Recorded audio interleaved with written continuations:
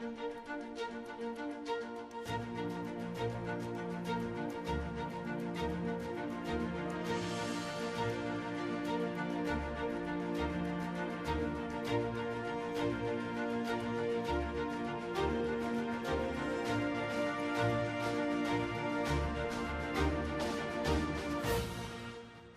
the first time ever, a U.S. president was impeached twice.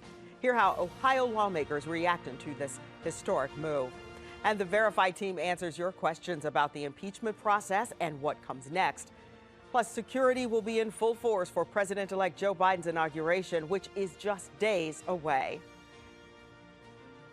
We thank you so much for joining us this morning for Face the State. I'm Tracy Townsend. The biggest story coming out of the political world and the nation this week, the historic second impeachment of President Trump. This decision came exactly 1 week after he encouraged supporters to fight back against election results. A mob of his supporters stormed the U.S. Capitol, leading to destruction and 5 deaths. Here's what some lawmakers said leading up to this decision. They were sent here by the president with words such as a cry to fight like hell. Words matter. Truth matters. Accountability matters. 10 Republicans voted to impeach, but one key voice, House Minority Leader Kevin McCarthy, says although the president is responsible for what happened, impeachment is not the right answer. I believe impeaching the president in such a short time frame would be a mistake. No investigations have been completed. No hearings have been held. The president has denied responsibility. Ohio Congressman Jim Jordan spoke during the debate on the impeachment resolution. He's one of the president's biggest supporters. As expected, he fiercely defended President Trump. I said this last night. I do not know where all this goes, and this is frightening for the country. We should defeat this rule, and we should defeat the impeachment resolution when it comes up. Jordan represents areas including Lima, Bellefontaine, and Sandusky. He has refused to acknowledge Joe Biden won the election fairly. Congresswoman Joyce Beatty, who represents Columbus's 3rd District, says the breach at the Capitol is further evidence the president should be removed. We must impeach this president, and the Congressional Black Caucus stands ready to join in a bipartisan message to the likes of Donald Trump. And former Ohio State Buckeye Representative Anthony Gonzalez tweeted that he supports impeachment. Gonzalez is a Republican. After the impeachment vote, Senator Rob Portman sent out a statement about the upcoming trial. He said, in part, the House voted to impeach the president for his role in the events of January 6th. If the Senate proceeds with an impeachment trial, I will do my duty as a juror and listen to the cases presented by both sides. The trials in the Senate will most likely not start until after President-elect Joe Biden's inauguration. We do want to make sure you are well informed about the impeachment process, and that includes answering your questions about how it all works. Here's Evan Kosloff with our Verify team. Verify exists to curb the spread of misinformation and answer your questions. Like this one, sent to us by a viewer. Can a former president be prosecuted? Let's verify. Our sources are law professors Brian Kalt from Michigan State University and Sai Prakash from the University of Virginia. First off, our experts say that whether or not a sitting president can be prosecuted is an open question, but whether or not a former president can. All of the serious arguments that the president is immune while in office are limited to while he's in office. That's why President Nixon needed to be pardoned by President Ford if he wanted to avoid prosecution, and he was. And that's why President Clinton, a day before he left office, settled the case that the special prosecutor was ready to bring against him, because once he was out of office, he wouldn't have that immunity anymore. Kalt explains that it gets a little trickier if someone tries to prosecute a former president for something they did in their official capacity as president. Prakash agrees. The wrinkle is, can he be prosecuted for his official acts? No one denies that he can be prosecuted for his private acts. If he shoots someone in his private capacity as president, or if he shot someone before he was president, they can prosecute him after he leaves office. So we can verify. According to our experts, a former president can be prosecuted, but there's no precedent on whether or not he can be prosecuted for things done in an official capacity as president. With your Verify, this is Evan Kosloff. We're remember, if you see a claim you want us to verify, you can send us an email at verify@10tv.com. We are just days from the inauguration, and security in the nation's capital is tight. Police canines are working. National Guard vehicles are blocking off streets. Washington's chief of police expects more than 20,000 National Guard troops to be on hand, some from right here in Ohio.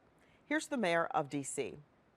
Will be, as all special security events are, led by the United States Secret Service.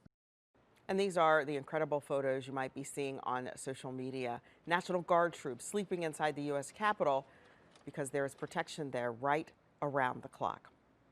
Now to our Facts Not Fear coronavirus coverage. This week, older Ohioans will be able to get the vaccine. Columbus has been planning the rollout for months now. Earlier this week, on 10 this morning, I talked with Columbus Health Commissioner Dr. Marshika Roberts about the rollout and specifically that no waste list. Columbus Public Health has been working really hard to get our community vaccinated. Thus far, we've vaccinated about 7,000 individuals, and we redistribute about 1,800 doses of the vaccine. We have been given clear direction from CDC as well as our state that we should not have any waste at the end of the day. That meaning we should not throw away any vaccine. So in doing so, we created a no waste list so that we could assure the public that we were putting those vaccines in the arms of individuals in our community versus putting them in the trash. But as we move into phase 1B, we will be opening up that list and making it known to the public how they can sign up to be on the list for phase 1 for no waste. I would just remind people to be on that no waste list. You have to be available between the hours of 3 to 5. You have to be able to come to the fairgrounds and show up within a 30-minute notice. And so those are the criteria. You have to be flexible with your schedule during 3 to 5, Monday through Saturday. The governor has been clear that with phase 1B, we're going to start with 80 years and older. And so the way we're going to make that accessible to the public is that they can call us at 614-645-1519, or they can go to our website and sign up for an appointment. We are not taking a list of individuals who are interested at this time. We are going to open it up when we can start taking appointments. We have not opened it up yet because we do not have the vaccine yet, and we do not anticipate getting the vaccine till next Tuesday, January 19th. So as soon as we have the vaccine in hand, we will open it up and start taking appointments for individuals to come to the fairgrounds to get vaccinated who will fall in phase 1B, who are over 80 years of age. To see the vaccine rollout plan for your county, go to 10tv.com. The state's largest school district is ready to start transitioning back to the classroom. Starting February 1st, Columbus City school students in grades K through 3, special needs students in pre-K through 12, and career and technical programs will transition to a blended learning model. Then on February 8th, students in grades 4 and 5 will begin blended learning. Students in grades 6 through 12 will remain remote for now. Superintendent Dr. Talisa Dixon says parents can feel safe sending their kids back into the classroom for a couple of days a week. You're going to see barriers in the classrooms on the students' desks. You're going to see desks that are 6 feet apart. And when you walk in their offices, you're going to see plexiglass. And you're going to see smiling faces from our teachers and our staff members who are ready for our students to come back. The Columbus Education Association responding, saying it wants vaccines available to all returning employees before they return to blended learning. To some, addiction is considered a choice. To others, it's a disease. Up next, find out why some say there's a bigger problem we're not focusing on.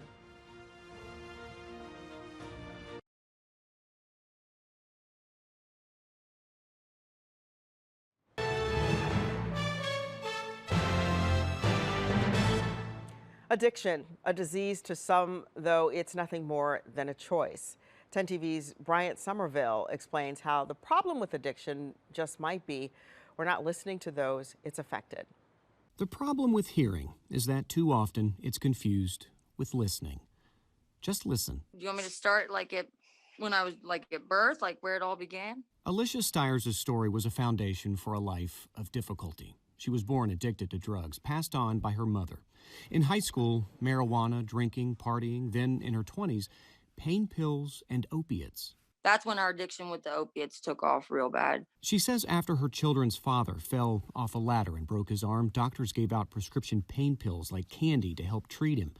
For Alicia, that led to bigger pills and eventually heroin, followed by an unforgiving downward spiral. My kids' dad went to prison, so I was stuck out here by myself, 5 months pregnant with Bailey. The mother of 4, with another on the way, juggled full-blown addiction while in and out of different homeless shelters. Then, she says, perhaps for the first time, someone listened. It was December 18th, 2017, and that person wore a black robe. I kind of went in there and I told the judge that I needed them to take my kids, that to me, I felt like that's what I needed to get my life back on track. She says the court was already going to take her children. That's where they come in. A husband and a wife with a unique last name with an uncommon spelling. You don't see too many J-U-S-T-U-S's. It's just us. Yeah. So. Sheena and Craig Justice. Why talk to me about this today? Why is this so important for you? I was in foster care when I was growing up as well. The couple fostered all 4 of Alicia's children, Brianna, Brooke, Dustin Jr., and Cash, ranging in ages from 5 to 12, for the next 14 months. I know very well Alicia didn't like me at first. And that was great because, most of these stories don't turn out this way. No, they don't. But before we get to the ending, we have to back up. After the Justices first became foster parents, Alicia was arrested in January of 2018 on a string of charges, including drug possession and having a man-made controlled substance. She was sentenced to 9 days in jail. And that is when baby number 5 showed up. Within those 9 days, I was detoxing off of heroin. I went into labor with Bailey. I had her. A short-lived 3 days in the hospital before Alicia had to leave her newborn and finish her jail sentence, forcing her to listen to her own inner voice. And when I got out of jail 3 days after that, I went up to the hospital, and that's when I made a promise to myself and my children that I was going to change my life and we was not going to live down that road no more. As for the newborn, Bailey, all 18 inches, 5 pounds, 6 ounces of her went to live with them. We were the ones that went up to the hospital and brought her home with us. And she lived with us for about a year. Tara and Frank Lynch say they got into fostering for the experience. They stayed for the connection. You see, Bailey, almost 3 now, Alicia has had custody of her and all of her children for almost 2 years. The Lynches, though, stayed a part of Bailey's life. In fact, that's her in their Zoom call during her weekly overnight stay. Bailey, what are you doing? You have a baby doll there. She was trying to show you guys her new Buckeye shirt. It's the exception, not the rule. What is it that Mr. Justice said? Stories don't turn out this way. And he's right. They normally don't. But what if? They're just my extended family now. They truly are. He, his wife, and the Lynches say maybe that's part of the problem, not investing in the solution. They're kids. And they're us. They grow up and be, whatever they want to be, and don't, the drugs and stuff, that's just holding them back and messing things up for them because it's exactly what it's doing. A support system constantly there to pick us up, to correct setbacks, and to encourage leaps forward. I'm proud as all get out of her. Very proud. A support system to listen. Why stay still involved? We jumped into this for that experience, and we got, kind of like Sheena and Craig said, we got a family out of it. It's turned into so much more than just filling in as a foster parent. A support system?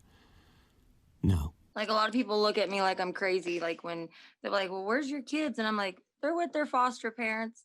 And people just look at me, they're like, you still allow them in your life? And I'm like, yes, I allow them in my life. Like, because they stepped in and helped me. A family. Yes. We're all like a little family, happy little family. Do you consider yourself lucky to be able to look back on where you were, look at where we are now, and see this amazing support system that you have around you? Yes. More than lucky. Lucky, blessed, all of it. Like, it's all of it in one. After completing drug court, Alicia regained full custody of her 5 children. She has a job working at Clean Turn, a second chance company that hires convicted felons, helping to break a stigma, having the optimistic vision that a person's past does not dictate their future. She has a house and is in the process of buying a car. Arguably, most importantly, she feels and is doing better. Today, January 13th, her 3-year anniversary, being clean. It's definitely worth it in the end. You just got to not give up and keep pushing forward. Words from a former addict to you, to anyone who is now where she was not long ago. Words to those struggling. I would tell them just to never give up. Like, I know some days you wake up in the morning and you feel like that's all that life has to offer you, but it's not. A plea to hear her testimony and know with the will and the support behind every addiction there is a person with a story worth listening to. Brian Somerville, 10 TV News. If you'd like more information and resources, make sure to visit don'tliveinDenial.org. How do we help human trafficking victims? That was the subject of a conference where prosecutors and law enforcement across the country held this past week. Attorney General Dave Yost hosted the summit to help educate those who come in contact with the victims and how to best help them. This is an opportunity to learn together, but also to figure out how we can work together. And it's my hope that the task forces we have operating around the state are going to be equipped to do more and better work until the day comes that we can actually say that no human being is bought or sold in Ohio. And you may remember during the third week of October, more than 50 law enforcement agencies and non-governmental partners throughout Ohio collaborated on Operation Autumn Hope. That was a comprehensive effort aimed at breaking the cycle that fuels sex trafficking. Yost says agencies will take what they learned at the summit and use it in similar efforts. The Ohio Democratic Party chose a new leader. The ODP's executive committee elected Summit County Councilwoman Liz Walters to lead the party. She is going to replace former Chairman David Pepper, who resigned last month. U.S. Senator Sherrod Brown publicly pledged his support for her to lead the Ohio Democrats. However, the Columbus Dispatch reports the Ohio Legislative Black Caucus spoke out against the decision, calling for more diversity in the party's leadership structure. A new strain of COVID-19 is discovered in Columbus. Why? Ohio State University Wexner Medical Center pros say this is expected. Plus, we answer your questions about the COVID-19 vaccine.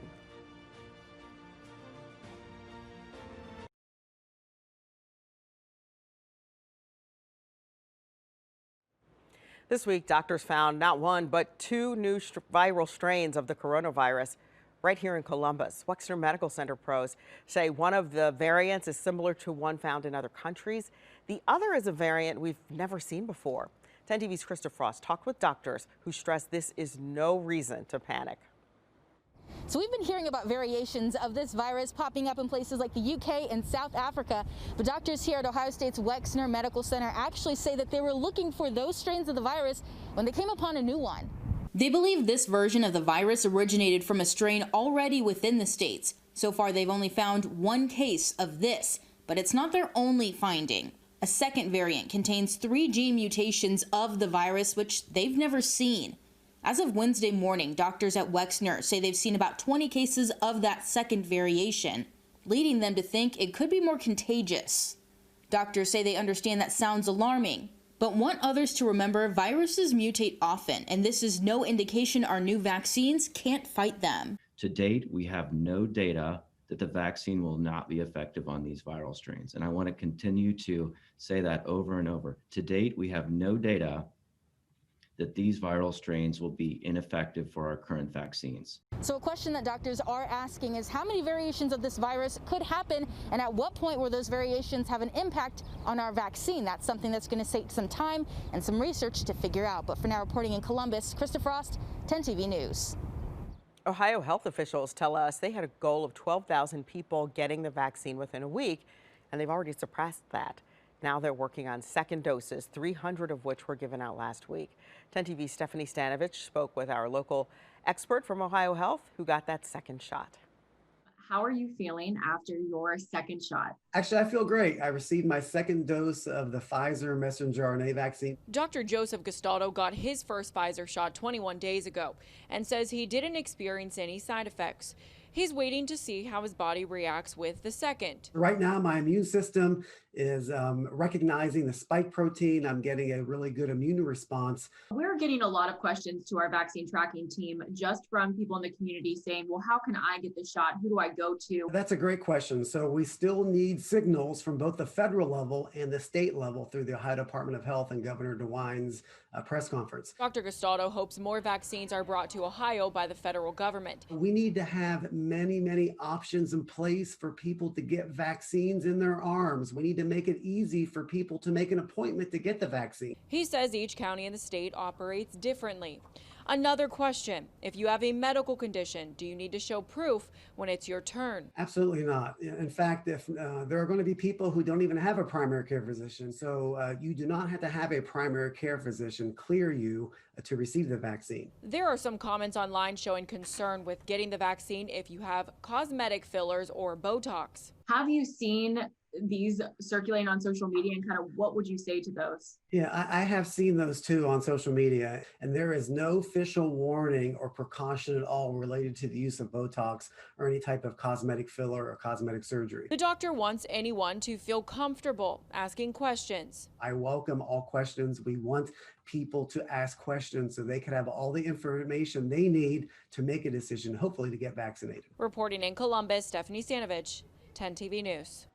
COVID-19 does not discriminate, and even if you aren't in the hospital, your fight might still be tough. And that's certainly true for Ohio Attorney General Dave Yost. He spoke one-on-one with 10 TV's Lacey Crisp. Actually, it was like the 2 weeks of the worst flu I've ever had, and there was probably 4 or 5 days where I didn't have the energy to work. So I don't know that I'd call it mild, but certainly not. I wasn't in an ICU with a tube down my throat, and my heart just goes out to my fellow Ohioans who have been hit really hard by this. Yost was diagnosed over the holidays and says that he is still not feeling 100%. As expected, it was a much quieter night in Columbus for this year's national championship game, but agents with the Ohio State Highway Patrol did cite some businesses. This one, Brewster's, also known as Slick Whiskers. Agents found insects in liquor bottles when they were inspecting the bar. The case is going to go before the Ohio Liquor Control Commission for potential penalties. Some tasty food here in Ohio arrived in Alabama. Governor DeWine fell in love with Schmidt's Bahama Mama smoked sausages and cream puffs at the state fair, so he wagered them in a bet with Alabama's governor. And since the Buckeyes did not pull off a win, Ohio shipped those treats to Tuscaloosa. The owner says it's bittersweet.